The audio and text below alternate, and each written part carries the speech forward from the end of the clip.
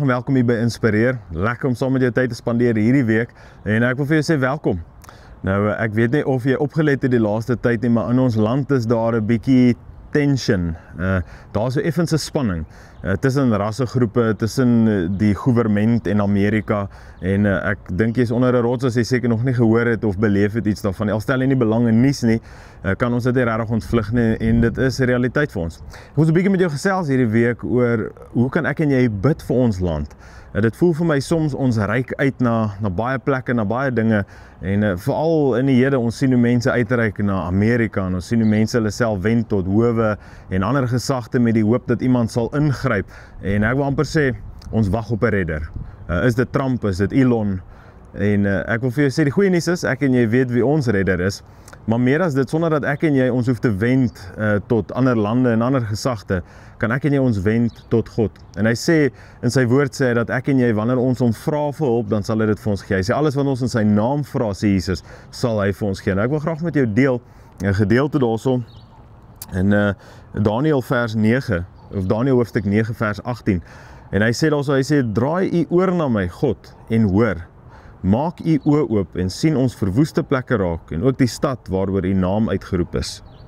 Want nie op grond van ons regverdige dade lê ons smeekbede voor u nie, maar op grond van u oorvloedige barmhartigheid. Wat vir my uitstaan hier so is, hy sê, maak u oë oop en sien ons verwoeste plekke raak en ook die stad waaroor u naam uitgeroep is. En ek wil jou vra, is God se naam nog uitgeroep oor jou stad? Is God se naam nog uitgeroep oor jou dorp, jou plaas, die plek waar jy jouself bevind? Of is dit maar net 'n plek waar ons uitroep na ander mense en ons spreek ander dinge? Is dit ons taal om te sê dat ons land is verwoes en daar's 'n paar woorde wat daarmee gepaard gaan wat nou nie regtig toepaslik is hierson nie. Maar mense is uitgesproke oor die verwoestende toestand van ons land, hoe ons kort skiet en so meer. Ek wil jou vra vandag, is God se naam nog uitgeroep oor jou huis, oor jou gesin, oor jou besittings, oor jou land, maar bo alles oor jou lewe? Is hy die eienaar van jou lewe? Ek wil jou vra, voordat ons onsself wend tot allerlei ander dinge, kan ek en jy onsself wend tot God vandag? Sê Here, ons kom en ons buig ons knie, maar meer as dit, ons spreek u naam uit oor alles, oor ons dinge wat nooit eintlik ons is nie, maar oor ons gesinne, oor ons land, oor hierdie wêreld van ons en die toestand wat ons onsself in betref.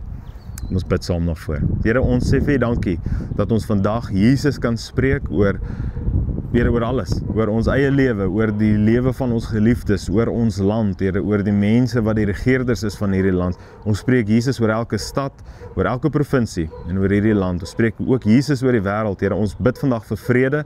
Here, ons bid dat U ons sal vooruitgaan en Here, ons wil vir U sê, Here, dat ons spreek U naam bo elke naam oor alles in ons lewe.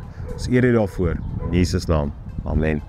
Dankie dat jy saam gekuier het, vriende. Ons sien uit om jou môre weer te sien. Hê 'n lekker dag. Tot dan. Totsiens.